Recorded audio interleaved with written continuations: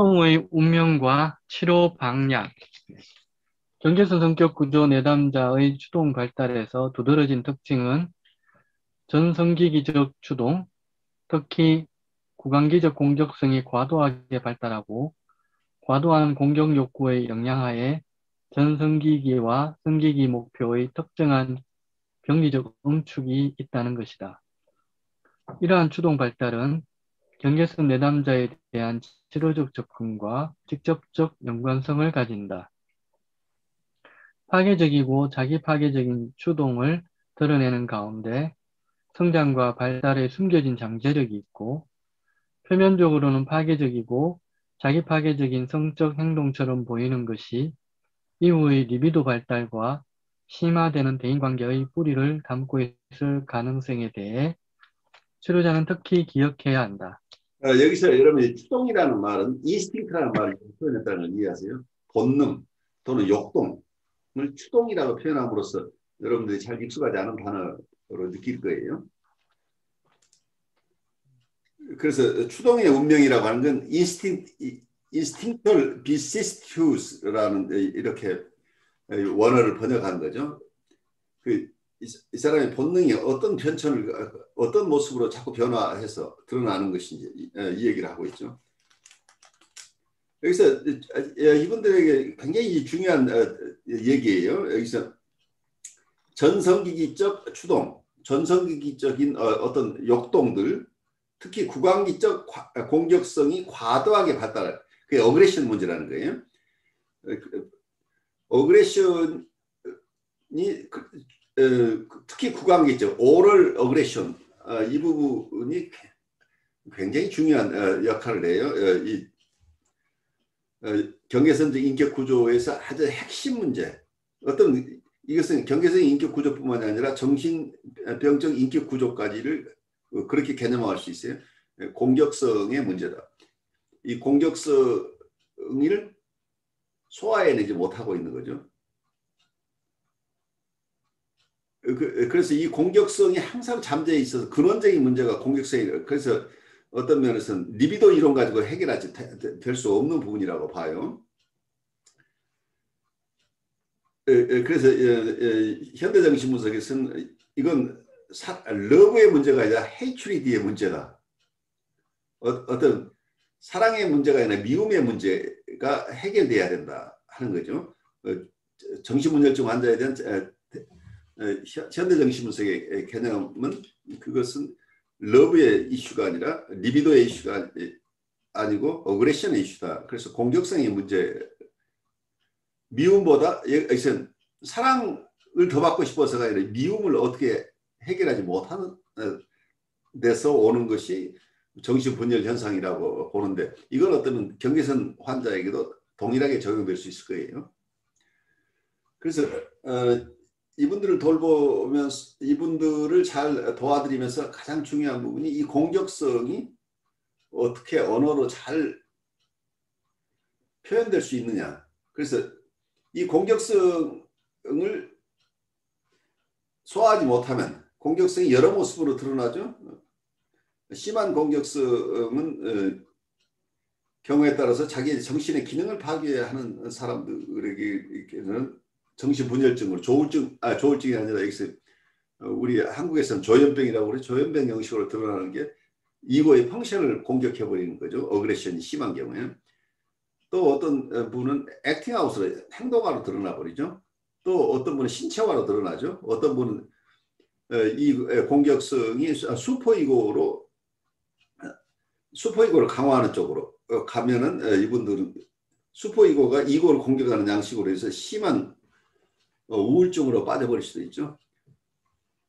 그런데 여기 경계선 인격 구조 속에서도 처음에는 잘 모르지만 밑바닥에 있는 것은 공격성이라는 것을 이분들이 어떤 연원적으로 본다면 분리개별화 과정 속에서 재접근기라는 것을 우리 가설을 받아들인다고 한다면 어느 정도 분리를 시작을 했어요. 그래서 대상과 자기를 이제 구별해낼 수 있을 만큼 됐어요.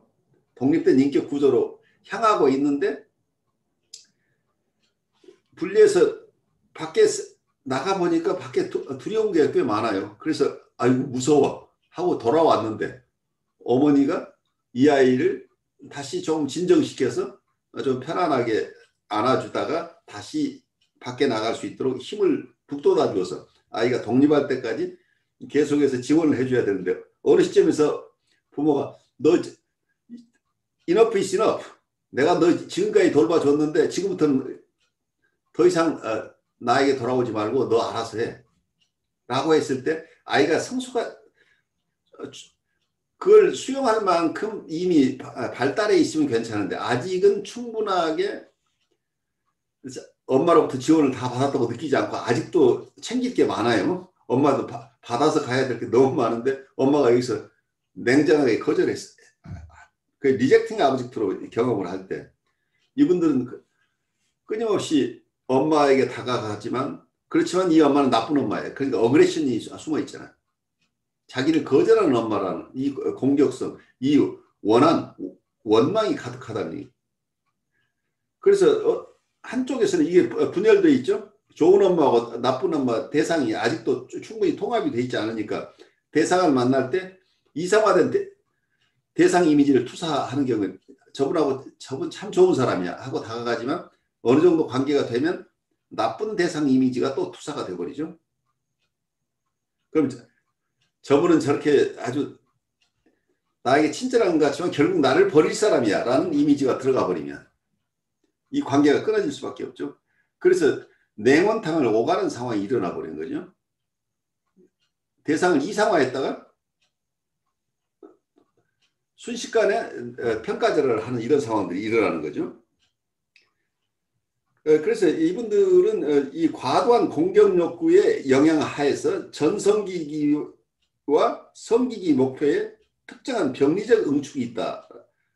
그러니까 섹슈얼리티 속에서 묘하게 드러나요. 이게 이 공격성에 영향을 받아서 그래서 리비도가 이 공격성에 영향하에서 묘한 모습을 보인다는 거죠. 어떤 거냐면 전성기적인 욕구와 성기적인 욕구가 병리적으로 응축되어 있다는. 겉으로 보면 독립된 대상과의 사랑을 나누는 것 같은데 사실은 의존적인. 그래서 어머니 대상에게 전성기적으로 느꼈던 그런 정서를 가진다는 얘기죠. 그래서 성적 관계가 성숙한 성적 관계가 아니라 프리에더프한 성적 관계를 이분은 살아내고 있다는 얘기죠. 그래서 어떨 때 보면 굉장히 어른스러운 어떤 로맨틱한 관계를 맺고 있는 것 같은데 또 다른 측면에서 보면 과도하게 프리에더프한 유아적인 유아성욕적인 그게 부분성욕이죠. 부분성욕적인 이런 패턴을 가지고 있다는. 그래서 성적 관계가 건강하게 발달하기 어렵다는 얘기죠. 이 양면성이 이게 병리적으로 응축돼 있어서 겉으로 보면 굉장히 성숙한 어른의 섹슈얼리티를 가진 것 같은데 조금 다른 측면에서 아니면 상황이 조금 악화되거나 하게 되면 유아성욕적인 측면으로 드러나 버립니다. 그 대상을 사랑 대상으로서가 아니라 자기가 필요한 대상, 자기의 융합 대상으로 사용하고 싶은 거죠. 그럼 그냥 자기가 편한 대로 사용할 수 있는 그런 대상으로 이렇게 사용하기 때문에 성적인 관계 자체가 건강한 성숙한 성적인 관계로 발달하기 굉장히 어렵다는 부분이죠. 그래서 이 경우에 그 섹슈얼리티 문제가 왜 이렇게 발생이 됐느냐 하는 것은 이 어그레션하고 관계에서 깊이 함께 봐야 된다고 합니다. 정신분석 이론과 실제의 함의와 관련하여 전형적으로 잘못된 이해로 성적 활동 그 자체가 치료적 요인이라는 가정을 한 때가 있었다. 우리는 이러한 잘못된 이해로부터 멀어져 상당한 진전을 하였고 종종 표면적으로 성적 활동처럼 보이는 것이 실제로 공격적이고 전성기기적 목표에 기여한다는 것을 배우게 되었다. 경계선 성격 구조 내담자 경우 자신의 억제된 성적 지향을 극복하려는 노력을 인식하지 않고 단지 전성기기적 파괴적 목표만을 보려는 정반대의 위험은 빈번하게 나타나는 임상적 문제이다. 성적으로 문란한 경향이 있는 한 젊은 이혼녀는 수년 동안 와해된 행동에 뒤이은 정신병적 퇴행 이후에 입원하였는데 병원에서 남자 환자와 접촉이 금지되었다. 가끔 관찰되지 않은 몇 분 동안도 그녀는 낯선 다른 환자와 충동적으로 성교하기에는 충분한 시간이었다. 여러 달 동안 이 환자는 규칙적으로 통제되었고 치료 회의에서 병원 의사는 그녀의 행동의 함의를 충동 통제의 부족과 부적절한 행동으로만 논의하였다. 새로운 병원 의사가 그녀의 성적 행동의 함의를 더 평가하려고 시도했을 때 그녀의 성적 행동이 깊은 피학적 함의가 있다는 것을 이끌어내었는데 이것은 매춘부가 되는 환상의 행동화를 나타내었다. 병원 의사는 모든 성적 자유가 매춘을 의미하지는 않는다는 입장을 취하였다. 그녀와 이 주제에 대해 토론하였을 때 환자는 치료자가 비도덕적이라고 말하면서 화를 내었고 치료자가 제안을 풀었을 때 그녀는 매우 불안해하고 그에게 화를 내었다.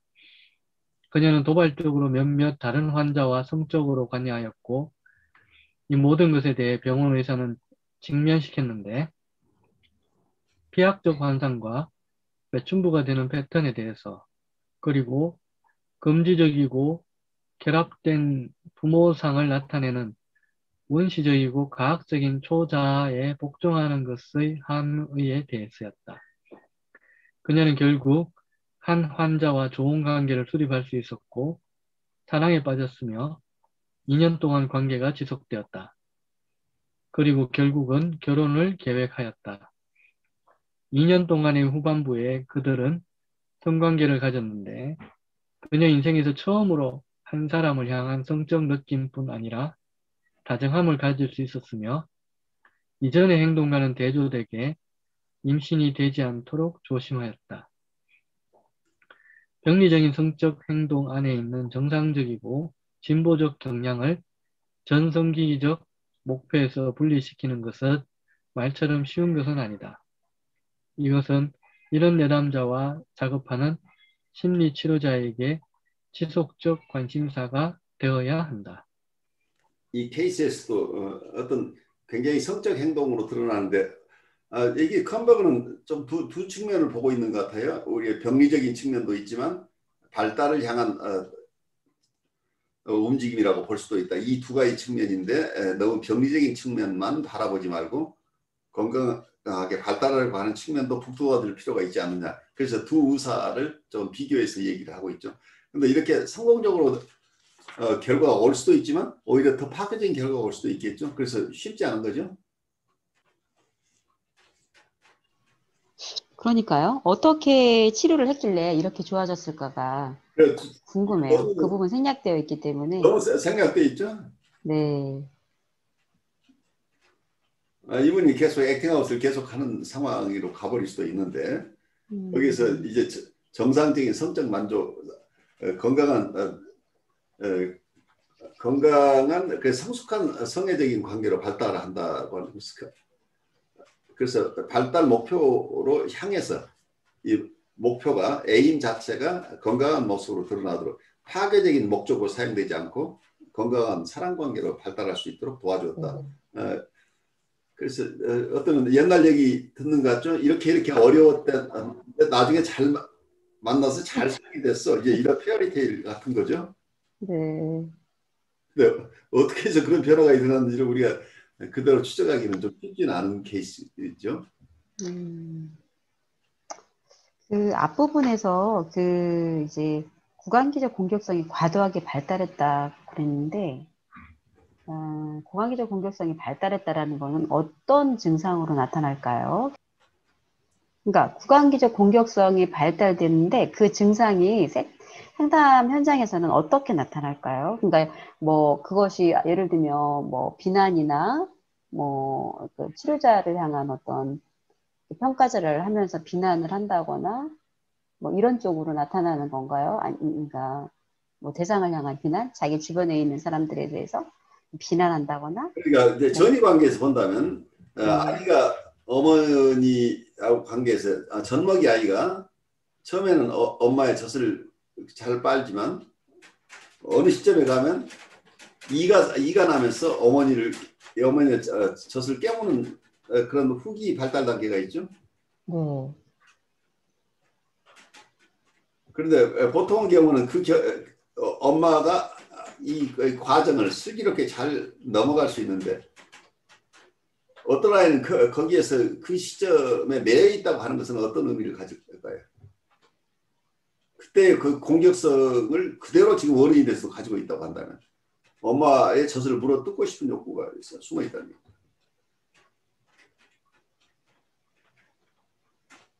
그러면은 이거는 본인이 갖고 있는 거였을까요? 아니면은 그 공격성을 잘 담아주지 않은 부모의 양육 태도에서 두 발달된 가지를 것? 다 항상 음, 네이처 있는 너처는 우리가 입증할 수 없어요. 음, 음, 이분이 타고난 공격성이 많다고 다른 사람 음, 어그레션이 많다고 얘기를 하고 있고 또 음, 한쪽에서는 이 아이의 정서를 충분히 담아내지 못해서 프러스트레이션이 많은 아이였다고 얘기를 할 수도 있겠죠.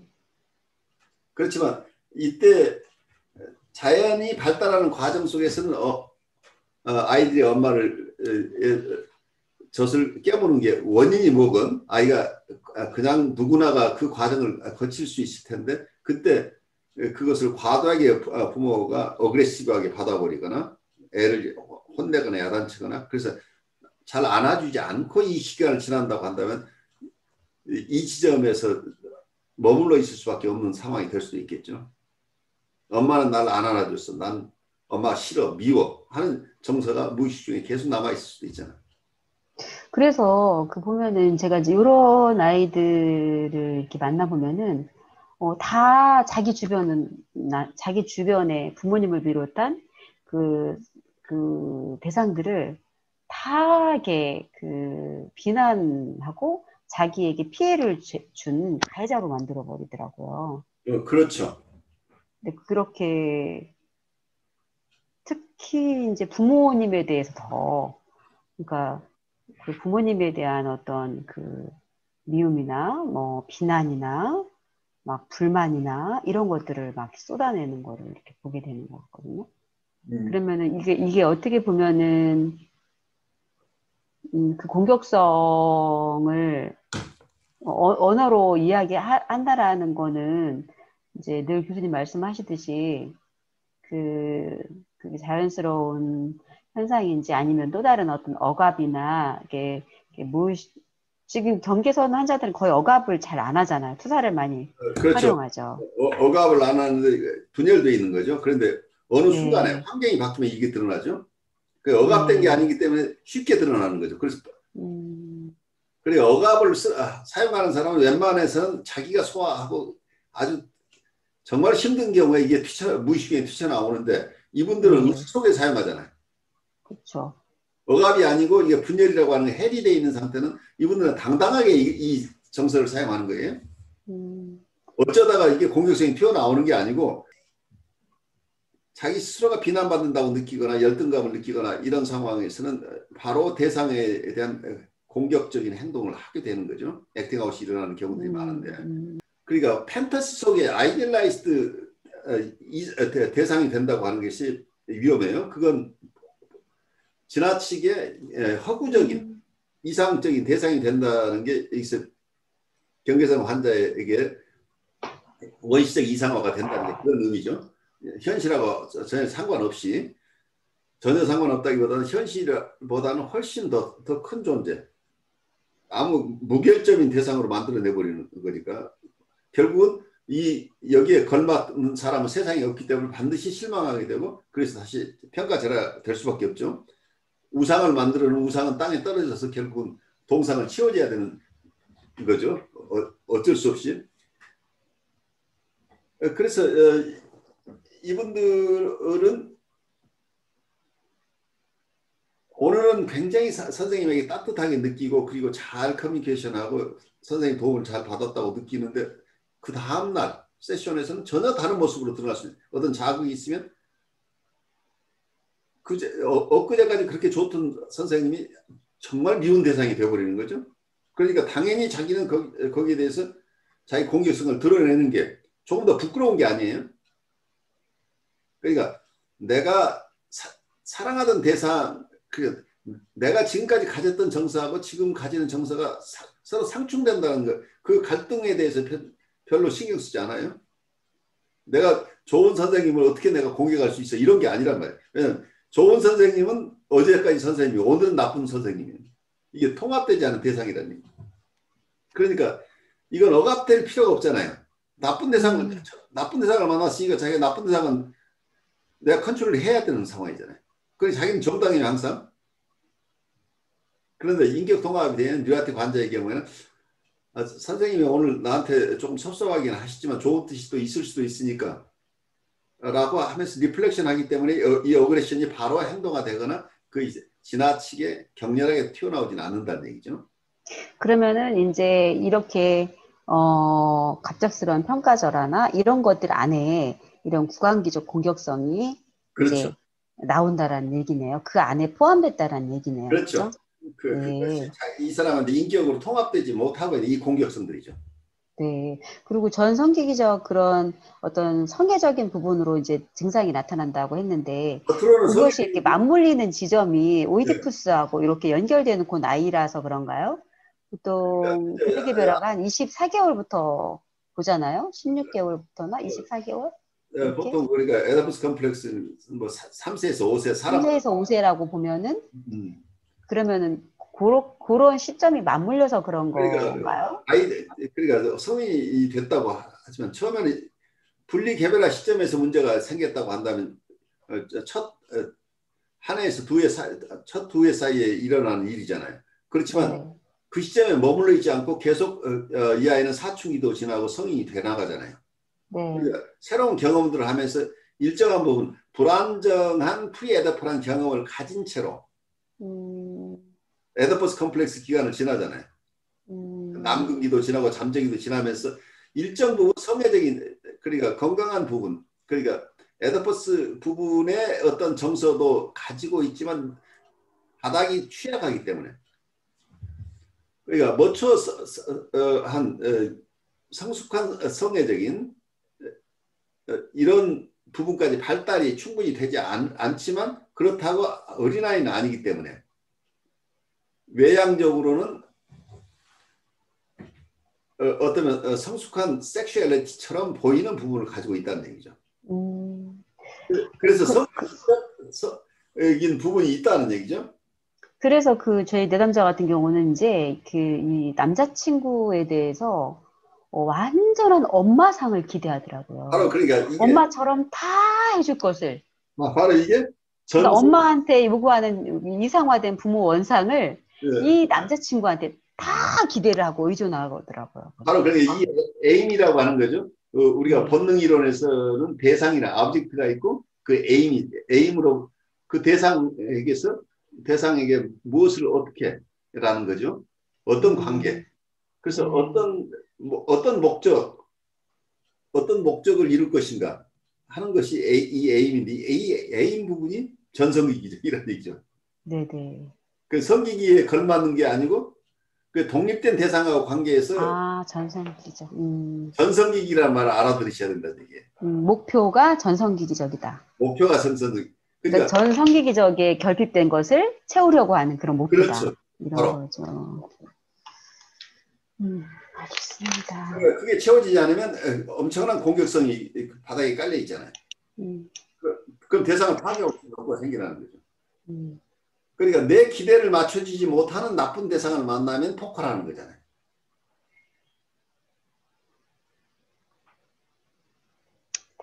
그래서 성기기적인 목표와 전성기적인 목표가 함께 있기 때문에 얼핏 보면 이걸 에디푸스 컴플렉스로 우리가 이해할 수 있는데 그렇지 않은 부분이 많다는 얘기죠. 대부분. 아직 그 지점까지 충분하게 성장하지 못한, 겉으로는 굉장히 성애적인 것으로 드러나지만 사실은 그 밑바닥에는 공격적인 부분들이 더 지금 많은 거죠. 그래서 자기 보면은 일탈비행 청소년들이 막 연애를 엄청 잘하거든요. 막 연애 바꿔가면서, 친구들을 바꿔가면서 이렇게 막 사귀고, 걔네들은 막 임신도 잘하고, 막 건강해가지고, 막 계속 이렇게 연애도 잘하고 막 그래요. 그, 아, 근데 지금 성인들은 늦게 결혼해가지고 막 그렇죠. 정전환자 해가지고 인공수정을 해야지만 애기가 생기는 판국인데, 이 청소년들은 어째 이렇게 임신도 잘하고, 막 돌려가면서 지들끼리 막 맨날 막 3일 사귀다 헤어지고 또 여자친구 사귀고 막 이제 이러는데, 보니까 이제 이 아이들이 다 경계선 환자 같아요. 경계선 환자. 네. 근데 다 경계선 같아요, 보니까. 그러니까 드러나는 양상은 다 경계선인데 이 사람들 다 경계선을 환자로 하기는 어려워요. 왜냐하면 질풍노도의 시대이기 때문에 아이들이 그쵸. 발달 그렇긴 한데, 과정에서 이런 그 성관계 맺는 게 굉장히 그걸 통해서 굉장히 그 애착이나 이런 것들에 대해서 바로 그런 그거예요. 것을 예, 이렇게 그러니까 원하는 거를 알게 본질적인 돼요. 목표를 달성하는 게 아니고 전성기적인 목표를 달성한다. 그래서 대상은 중요하지 않아요. 그래서 네. 대상을 자꾸 바꿀 수 있는 거예요. 그 대상 자체가 중요한 게 아니라 이 사람은 자기의 목표를 달성하는. 그래서 리비도 이론에서는 이 아브젝트라고 하는 것은 별 의미가 없어요. 아브젝트는 A라는 아브젝트 리비도가 다른 쪽으로 계속 움직여갈 수 있는 거죠. 대상이 바뀌어도 자기 목적만 얻으면 되는 거잖아요. 그래서 대상 자체를 귀하게 생각하지 않는 패턴이다. 독립된 인격으로 바라보지 않는. 그러니까 사랑이 아니죠. 지 욕심이지 그게 사랑이 아니라는 얘기예요. 이걸 사랑이라고 우기는 거죠, 지금. 내 욕심을 채워줄 대상을 만난다는 얘기죠. 네. 맞아요. 그래서 굉장히 성애적인 활동을 그 리비도 측면에서 보지 말고 어그레션하고 같이 봐야 된다고 하는 건 굉장히 중요해요. 그래서 좌절에 의해서 생겨나는 부차적인 거라는 거예요. 이걸 그래서 어떤 면은 이 인스팅트 리비도 이론 중에 우리가 잘 봐야 될 부분이 이게 단순하게 인스팅트 특히 리비도 측면에서만 본다고 한다면 놓쳐버릴 가능성이 있는 거죠. 그래서 이 성애적인 것을 1차적으로 보지 않아야 된다고 하는 거예요. 이게 2차적인 현상이라고 봐야 돼요. 그러면 이건 결국은 좌절에서 오는 성애적인 표현이잖아요. 좌절이 있어 그 좌절로서 벗어나기 위한 거잖아요. 좌절에는 공격성이 있잖아요. 그래서 이 어그레션이 밑바닥에 깔려 있다는 거죠. 프러스트레이션이 많을 때 성애적인 활동으로 드러난다는 거예요. 그래서 마치 사랑을 하는 사람처럼 보이는데 그게 사랑을 하는 사람이 아니라는 걸 이해하셔야 돼요. 혹시 이게 이제 나중에 가면은 뭐 성적 가학, 성적 피학하고도 이렇게 같이 또 맞물려질 수도 있겠네요, 교수님. 그럴 수도 있죠. 그러니까 공격성을 통한 만족이잖아요. 네. 가학이라는 것은. 네네. 그건 러브, 그러니까 러브가 아니잖아요. 러브라는 것을 그래서 당초에는 리비도 이론만 가지고 설명하다 어그레션 이론이 나올 수밖에 없었던 부분이 그전에는 하나의 리비도 하나만 가지고 설명하려고 하면 안 되는 거죠. 프로이드가. 그래서 이 공격적인 부분에 대한 이론을 충분히 발달시키지 못했어요. 프로이드는. 그래서 성적 현상으로 보이는 많은 부분은 우리가 어그레션이라는 측면에서 다시 재조명해야 되는 거죠. 그건 우리가 임상에서 실제로 우리가 소화해야 될 부분일 거예요. 그래서 어그레션 이론을 충분히 그래도 가장 많이 소화한 게 멜라니 클라인이에요. 멜라니 클라인이 이 어그레션 중심으로 이론 구성을 했는데 우리가 프로이드의 리비도 이론이 프로이드의 저작이 워낙 방대해서 초기, 중기, 말기 이렇게 많은 저서가 있어서 우리가 초기 저서를 보면 계속 우리는 리비도 이론만 가지고 거기에 매여 있는데 사실은 프로이드가 많은 변화를 겪었다는 걸 이해하시고 우리가 임상을 할 때는 후기 이론과 전기 이론 이거 다 소화해내야만 된다는 얘기죠. 리비도만 가지고 설명을 할 수 없는 이 어그레션으로 인한 엄청난 어떤 데미지들 우리가 만나야 될 사람들은 사랑 때문에 사랑이 많아서 너무 내가 사랑하는 마음이 너무 많아서 우리한테 온 사람은 없어요. 이 공격성은 너무 많은데 어떻게 주체할 수 없어서 오는 사람이 대부분이라는. 그래서 공격성 측면을 우리가 잘 이해하는 게 우리가 임상에서는 굉장히 중요한 문제라고 보여요. 그런데 이제 특히 아동이나 우리 청소년을 볼 때는 여기 컨버그 인사이트는 굉장히 중요한 부분이기도 해요. 우리가 모든 것을 부정적으로 있는 현상만을 그냥 보면은 다 병리적으로 보이고 경계선 인격 구조라고 보이는데 사실은 발달 과정에서 있는 아이들은 아직 셀프가 완전히 충분히 발달되지 않은 상태에서 발달 과정에서 일어나는 여러 진통들은 성장통이라고 봐야 되지 않을까 싶어요. 그때 아이들이 이런저런 행동하는 모습이 꼭 이 경계선 환자들이 성인 경계선 환자들이 보이는 것과 같은 모습을 보인다는. 그러니까 청소년기까지 다 해결해야 될 문제를 못하고 어른이 됐다고 하면 이 사람은 이제 경계선 환자로 남는 거죠. 좀 납득이 가시나요? 청소년은 이게 성장통이니까 그 속에서 해결이 일어나요. 성장이 일어나면서. 근데 어떤 사람은 거기서 그 지점까지도 해결하지 못하면 나중에 발병을 할 가능성이 높아지는 거죠. 그 컨버그가 이 환자를 치료할 수 있었던 거는 성적 자유라는 것에 어떤 힌트를 얻은 건가요? 그러니까 이분이 그러니까 이 에임 속에 두 가지가 다 있다고 본다면 전성기적인 에임과 성기적인 에임이 같이 있다고 한다면 성기적인 에임은 발달을 향하는 것이죠. 전성기적인 것은 퇴행이잖아요. 그러니까 우리가 퇴행적인 부분만 봐버리면 이분의 발달을 도와주지는 못했을 것이라는 얘기죠. 그래서 복합적으로 보자는 얘기죠. 이분에게 있는 성장 동력이 사라지지 않도록 도와주면서 병리적인 부분은 거기에 대응을 해야 되겠지만 이 사람은 어쩔 수 없어서 더 이상 변할 수 없는 존재다.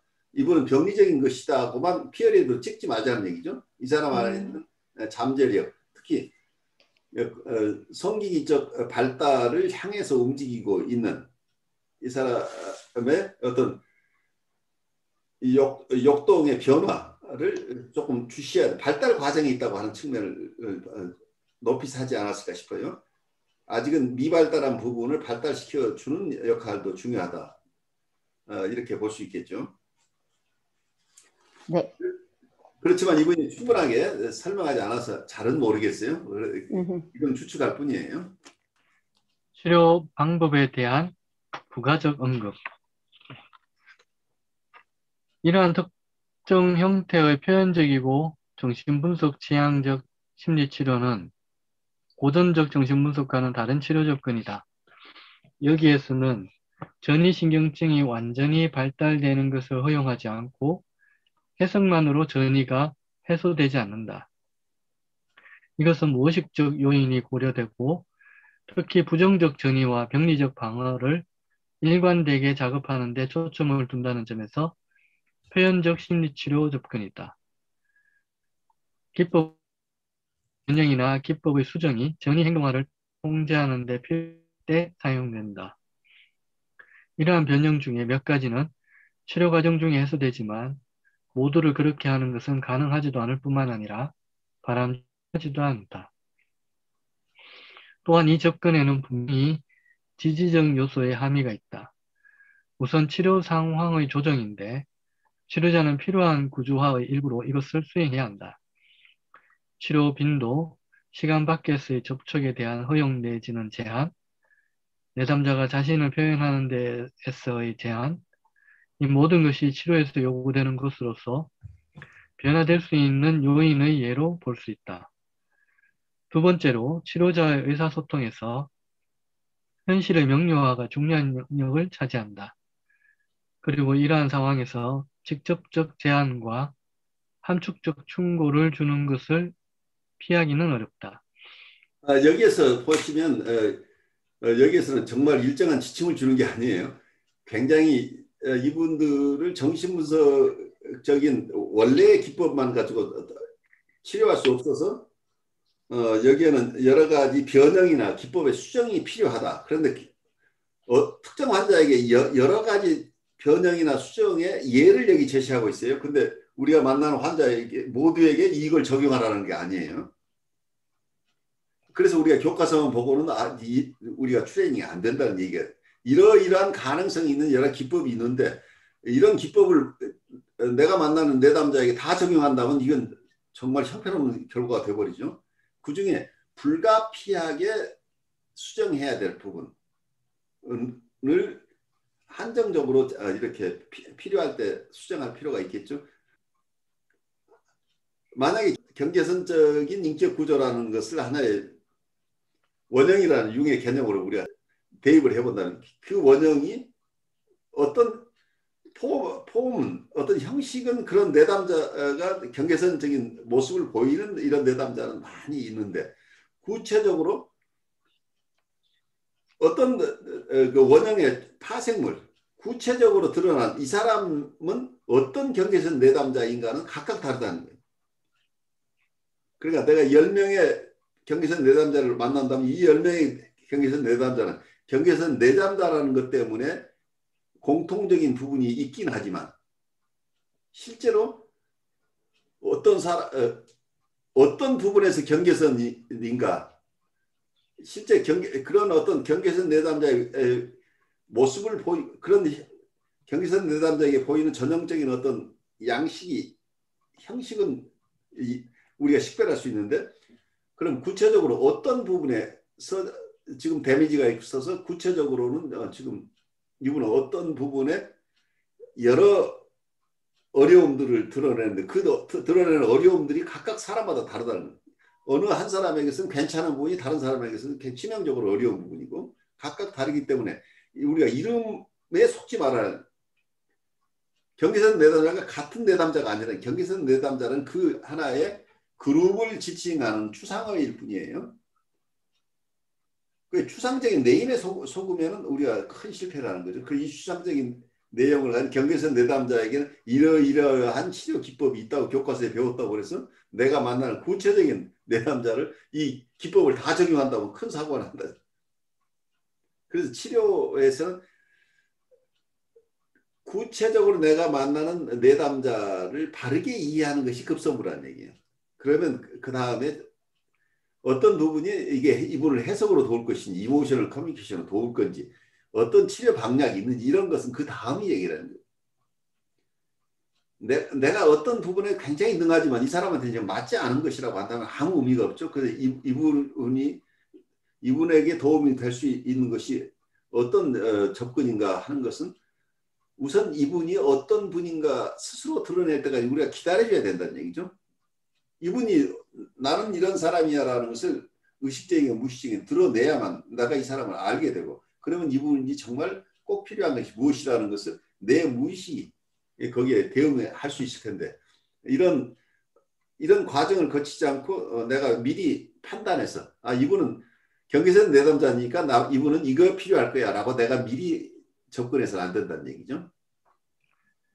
치료자는 가능한 한 중립적으로 남아있으려고 노력해야 하는데 여기에서 중립성은 비활동성을 의미하지는 않으며 특정 정도의 활동을 넘어서 치료자가 여전히 중립적인지 아닌지의 문제는 진부하게 되었다. 일반적으로 이러한 종류의 치료는 현실적 측면을 강조하기 위해 대면 상황을 선호하지만 카우치에 눕거나 혹은 치료자 앞에 앉는 것 그 자체가 마술적인 것은 아니다. 카우치에서 수행되는 치료 중 정신분석이라기보다는 사실상 정신분석적 심리치료도 있다. 자아 강화를 목표로 하는 것은 표현적이고 정신분석 지향적 치료에서 항상 있어 왔다. 경계선 성격 구조의 특징적인 병리적 방어의 분습을 통해 의감 및 기타 좀 더 높은 수준의 자아 조직화와 관련된 방어가 좀 더 낮은 수준의 자아 취약적이고 병리적인 방어를 대체하도록 한다. 이것은 그 자체로 자아를 강화한다.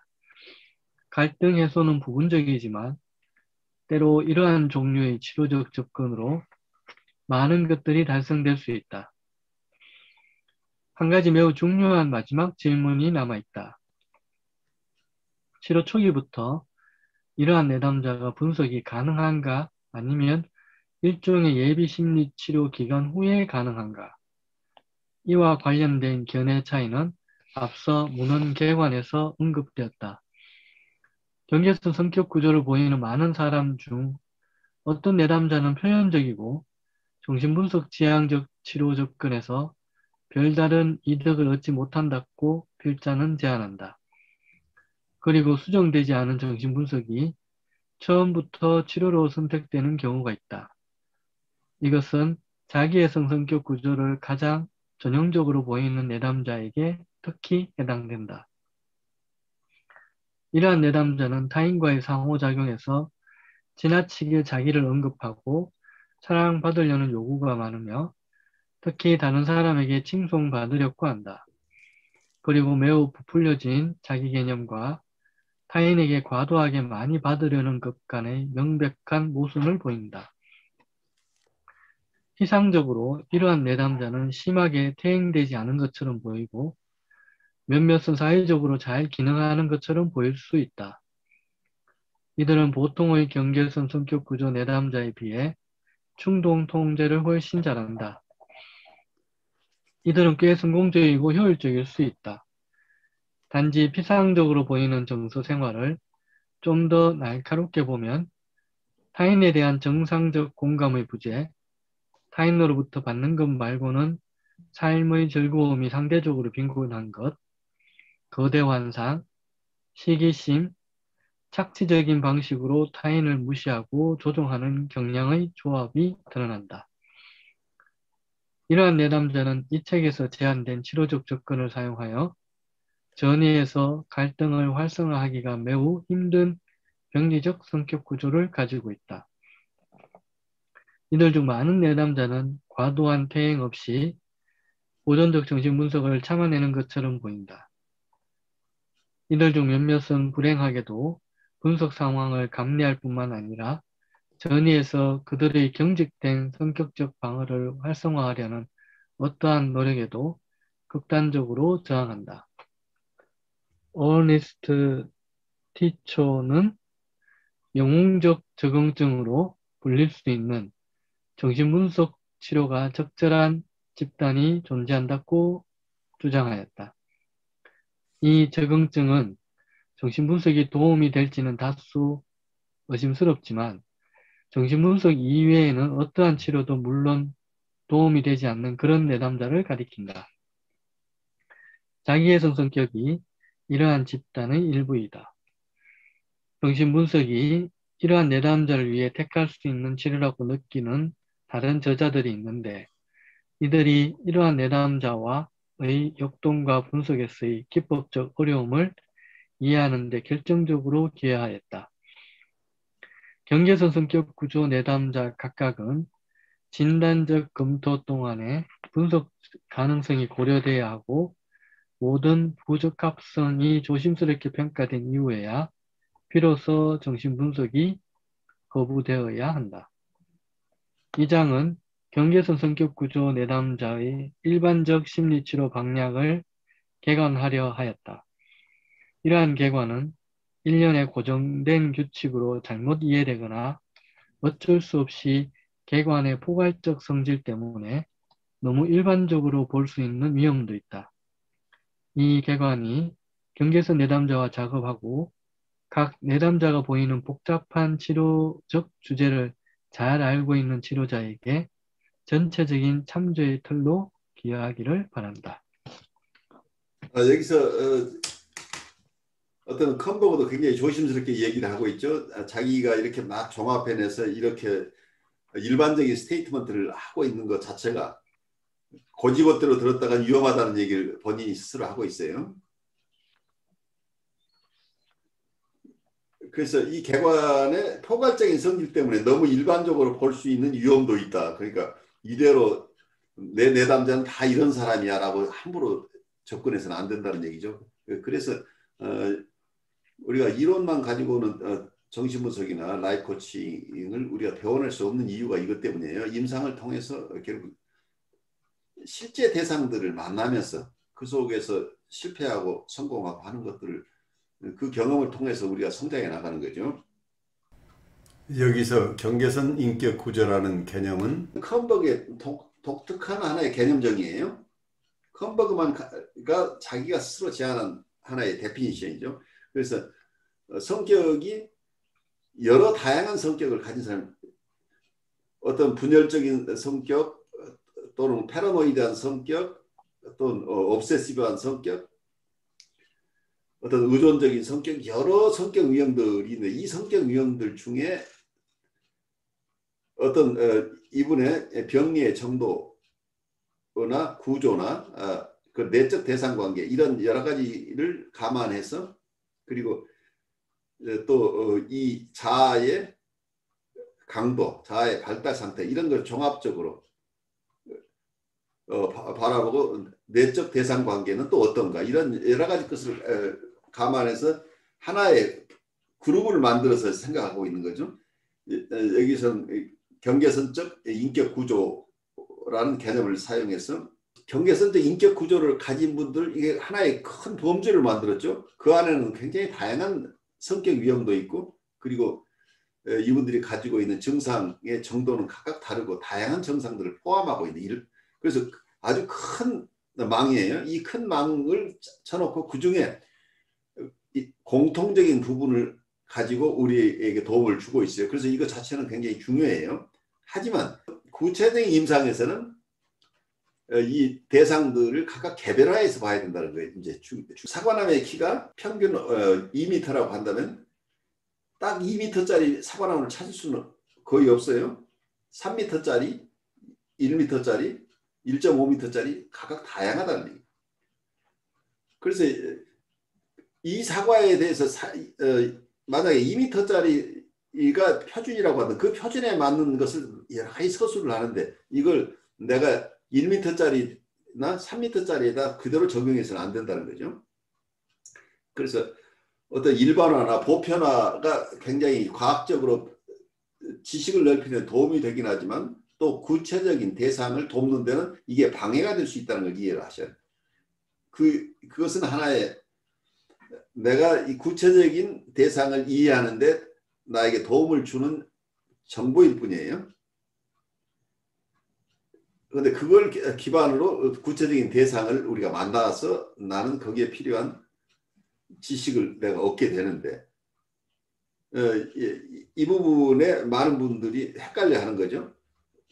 짧은 기간에 훈련되신 분들은 이런 깊은 내용들이 없이 일반적인 이론만 배워버리면 그 일반적인 이론 속에 있는 것을 이런 기법이 만약에 5가지 기법이 이분들에게 유용하다고 한다면 이분이 구체적으로 지금 어떤 상황에 있어서 내가 지금 사용하려고 하는 어떤 기법이 어떻게 반응할지에 대한 예측보다는 이분은 어차피 알 수 없는 거니까 내가 잘 알고 있는 이런 기법을 하나하나 써서 되면 좋고 안 되면 또 다른 거 하면 되고 이런 식으로 접근할 가능성이 있게 되죠. 그렇게 되면. 근데 만약에 내 기법 하나가 잘못됐을 때 이 사람이 주는 데미지는 엄청나다는 걸 우리가 이해를 해야 됩니다.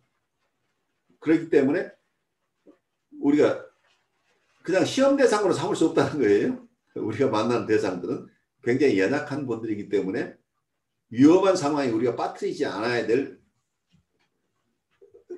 직업적인 의무가 있다는 거죠. 프로페셔널 에틱스를 지켜야 된다. 그러니까 우리가 확신이 서지 않은 인터벤션을 함부로 해서는 안 된다는 거죠. 프로페셔널 에틱스의 가장 중요한 부분, 특히 의학에서 공통적이라고 얘기할 수도 있지만 정신 분석이나 라이프 코칭을 하시는 분들이 내가 이분을 잘 치료하지 못하는 것은 용서받을 수 있어요. 그런데 대상에게 어떤 데미지를 주는 것, 대상에게 상처를 주는 것은 그건 용서를 할 수 없는 거예요. 그러니까 저분이 좀 데미지를 받아도 어쩔 수 없다는 태도는 이건 정말 금물이라는 얘기예요. 물론 우리가 하다 보면 실수해요. 그래서 그분에게 데미지가 갈 수도 있지만 그건 불가피하게 생기는 어떤 리스크 측면이죠. 그런데 그 경우에도 그런 상황이 되면 바로 그걸 리커버할 수 있도록 우리가 바로 응급조치를 해야 돼요. 그래서 대상에게 데미지를 주지 않으면서 치료해 나가야 되는데 이런 부분에서 우리가 일반적인 이론을 적용한다는 것 자체가 그만큼 위험하다는 거죠. 그래서 많은 분들이 어떤 매뉴얼을 달라고 그래요. 어떤 치료 방식에서 어떤 기관에서도 요구를 하고 이럴 때는 그래도 이분 보는 요령이 있을 거 아니냐. 그 요령들을 만들어 줬으면 좋겠다 하는 이런 특히 어느 어떤 데 상담을 단체적으로 이렇게 해야 되는 경우 같으면 거기에 이런 분들을 도울 때 우리가 함께 쓸 수 있는 어떤 매뉴얼을 개발하자 하는 이런 생각들을 굉장히 많이 하는데 어떤 매뉴얼을 개발해도 그 내재적인 한계가 있다는 것을 우리가 이해할 필요가 있는 거죠. 그러니까 DSM이 1000페이지가 넘어요. 이 DSM을 여러분들이 이걸 다 외운다고 그래서 여러분들이 환자를 도울 수 있는 게 아니란 얘기예요. 그 경계선 환자가 그 치료되는 과정, 긍정적 치료 반응으로 이렇게 보면은 투사나 이런 투사적 동의시나 이런 방어 기제를 좀 거두고 그렇죠. 이제 억압이나 이제 조금 더 그 뭐라 그럴까? 반동 형성이나 뭐 여러 가지가 있겠죠. 예. 어떤 예. 서블리메이션, 승화를 할 수도 있고 여러 가지 것들이 있을 수 있죠. 예. 이제 그렇게 나타나는 거네요. 이게 그렇죠. 좀 좋아지고 있다라는 그 증상으로는 반응으로는 그렇게 나타나고 있다는 것하고 또 그 경계선 환자의 특징이 또 여기 이렇게 좀 나왔는데 이렇게 굉장히 되게 감정은 되게 풍부하거든요. 예. 근데 감정은 되게 풍부한데 그 감정들이 그 타인을 이해하거나 공감하는 그런 쪽이 아니라 이제 자기의 어떤 막 그 자기 것으로 가져오는 예를 들면 여기에 피상적으로 보이는 정서 생활을 좀 더 날카롭게 보면 타인에 대한 정상적 공감의 부재, 타인으로부터 받는 것 말고는 삶의 즐거움이 상대적으로 빈곤한 것, 거대 환상, 시기심, 착취적인 방식으로 타인을 무시하고 조종하는 경향의 조합이 두드러진다 이렇게 나왔는데 이제 이런 성향, 그러니까 그 타인에 대한 공감이 되게 부재하다라는. 그 현대정신분석에서는 이런 부분까지 다 합쳐서 큰 분류로 자기애적 환자 혹은 프리에더플 환자라고 보는 거죠. 그러니까 경계선 구조, 인격 구조를 포함하고 정신증까지 포함해서 이 레벨에 있는 분들 다 자기애적 환자라고 보는 이유가 이것 때문이에요. 결국은 대상을 충분하게 대상으로 바라보지 못한다는 얘기예요. 독립된 인격으로 상대에 대한 정서 자체가 독립된 인격을 대하면서 우리가 가지는 여러 정서가 없다는 얘기죠. 그러니까 상대가 어떤 정서를 가지고 있는가가 이 사람도 별 관심이 없어요. 근데 이분들이 섬세하다고 할 수 있을지 여러 사람마다 다르겠죠. 하지만 이분들의 가장 큰 정서는 공격성이죠. 공격성이 어떤 분은 많이 다양한 정서를 가진 분도 있겠지만 어떤 분은 그냥 공격성 하나가 모든 것을 다 포함하고 있는 이런 극단적인 경우도 있을 수 있겠죠. 대부분은 그냥 섬세한 정서보다는 욱하고 정서적으로 반응하는 이런 패턴이 있을 수도 있고 여러 가지 다양한 내담자 층을 상정할 수 있겠죠. 그래서 가장 중요한 부분은 이런 프리헤드폰 환자들은 대상을 독립된 인격으로 존중하지 않는다. 그러니까 결국은 임상에서도 상담자 선생님의 입장을 전혀 고려하지 않아요. 내가 내일 가야 되는데 모레 같은 시간으로 해주세요. 그럼 그냥 해줘야 돼요. 만약에 안 해주면 나쁜 선생님이에요. 그 선생님이 어떤 다른 스케줄이 있다는 것은 전혀 고려 밖이에요. 왜 내가 원하는 것을 안 해주느냐, 뭐 이제 그때부터 화가 나기 시작하는 거죠. 그래서 아이들이 자랄 때 엄마는 시장도 가야 되고 동창회도 가야 되고 아빠 회사에 어떤 모임도 있어서 좀 가봐야 된다고 하는 것을 아이에게 설명해도 아이는 그거 I don't care예요. 엄마 나 지금 엄마 있어야 돼. 엄마 꼼짝 마 하고 치마 붙잡고 있는 아이들 그 단계에 있는 분들 얼마든지 있을 수 있겠죠. 그러니까 엄마는 그냥 자기의 일부로서 느끼는 거죠. 그러니까 내가 필요한 것을 해주는 그 어떤 서플라이어죠. 내가 필요한 기능을 하는 거죠. 그러니까 내 수족이 되달라는 얘기예요. 그러니까 내가 가진 생각과 다른 생각을 가진 것 자체가 용납할 수가 없잖아요. 그런 정서이기 때문에 상대방을 공감해낼 수가 없다는 얘기죠. 독립된 생각을 한다는 것 자체가 자기에 대한 배신이잖아요. 어떻게 엄마가 딴 생각할 수 있어요? 내 얘기만 들어야지. 이렇게 될 수 있겠죠. 때로 자기 이기적인 그 형편대로만 상대방을 움직이려고 하는 게 늘 있죠. 그러니까 어떤 그걸 머니플레이션 하고 싶은 욕구죠. 네, 컨트롤하고 싶은 욕구죠. 항상. 그러니까 엄마를 자기 것으로 하려면 엄마를 꼼짝 못하게 해야 되잖아요. 그런 상황인데 그런 정서는 충분히 그런 이 사람의 담아주면서 정서는 충분히 표현하도록 도와주면서 그렇지만 룰이라는 게 있다. 그러니까 내가 너를 돕지 않으려고 하는 게 아니라 이게 정해진 룰들이 있는데 그 룰은 선생님도 어떻게 할 수 없지 않니? 라고 이렇게 가야 되는 부분이죠. 그래서 퍼스널한 것으로 가져오지 말고 치료 세팅이라고 하는 것은 하나의 룰을 만들어 두면은 내가 너를 거절하는 게 아니고 이게 원래 그런 틀이라는 게 있지 않느냐. 이게 바로 이제 이 사람은 아이들에게는 이게 배우는 거야. 이 틀을 존중한다는 거. 결국 이게 슈퍼이고가 되는 거잖아요. 사회의 규칙을 받아들이는 거잖아요. 그 사회의 규칙을 받아들이는 이런 훈련이 잘 안 돼 있는 사람들이잖아요. 이분들은. 그래서 우리가 치료의 세팅을 한다고 하는 건 상징적으로 여러분이 잘 알아들으셔야 되는 거죠. 이분들의 자아를 강화하고 슈퍼이고를 형성해주는 과정이라고 봐야 되는 거죠. 자기가 자기를 컨트롤할 수 있도록 도와주는 거죠. 왜냐하면 외부 컨트롤망이 있으니까 자기가 그 안에서만 자유스러운 거죠. 그러니까 이분을 부자연스럽게 하지 않는데 네가 활동할 수 있는 곳은 이 안이야. 플레이그라운드를 확정해 주는 거죠. 그러면 이 내담자는 그 플레이그라운드 안에서는 얼마든지 자유스러울 수 있다고 하는 것으로 오히려 자유스러워질 수 더 얻는 게 많다는 얘기죠. 이 밖으로만 나가지 않는다면. 그래서 이 밖으로 나가는 것은 허용되지 않는다는 것을 명확하게 해야 안전하게 이 치료 세팅이 진행되면서 어떤 이분들이 안전하게 사회생활을 할 수 있는 것은 이 사회의 기본적인 룰을 자기 것으로 가져가야만 되는 거기 때문이죠. 저는 이제 공부하면서 제일 도움을 많이 받았다고 생각되는 점이 치료 세팅을 공고히 하는 게 그 내담자한테 도움이 된다는 게 확실하게 좀 저한테 그 믿음으로 이렇게 더 와서 지금은 제가 좀 더 자유로운 느낌이 들고요. 네. 내가 역전에서 해방되는 거죠. 예, 내가 가혹한 것 같은 느낌에서 벗어나는 거잖아요. 예, 좀 확고하게 중심을 잡아주는 그런 역할을 하는데 보람이 좀 요즘 느껴지는 것 같아서 예, 그 부분에 대해서 요즘 많이 배운 것 같습니다. 아까 첫 번째 그 사례에서 여자의 성격 관계에서 아마 거기서 그런 부분이 나오더라고요. 그건 이제 병원에서 이렇게 관찰을 했던 것 같아요. 그